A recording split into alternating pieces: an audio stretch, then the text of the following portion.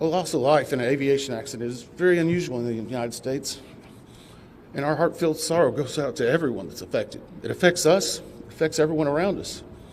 There are a lot of people hurting today. We will help find out what happened. We will do it factually, and we will do it accurately. As part of this, we are going to be standing up some specific working groups.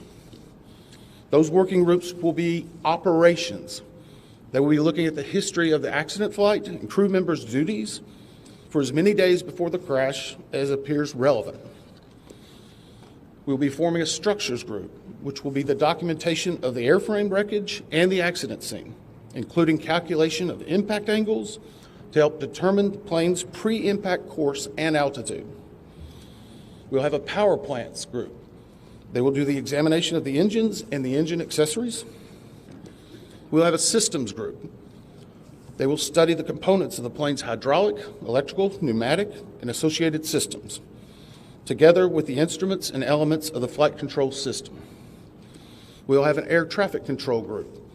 They will do reconstruction and review of air traffic control systems provided to and including acquisition of pertinent flight track surveillance information, what you might typically think of as radar or ADS-B, along with controller-pilot communications. We will also have a survival factors group.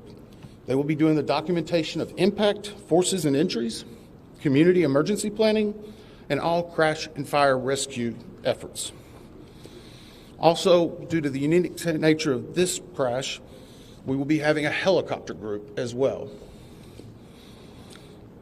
Lastly, we will have a human performance group, and this will not be its own group. It will actually be a part of the operations, air traffic control, and helicopter groups. They will study the crew performance and all before the accident factors that might be involved in human error, including fatigue, medication, medical histories, training, workload, equipment design, and work environment. Now we're going to take a few questions, but I will again stress we don't have a lot of information now. We will continue to gather that. We will try to release it as we can, but we will only talk about the facts of the case that we know right now.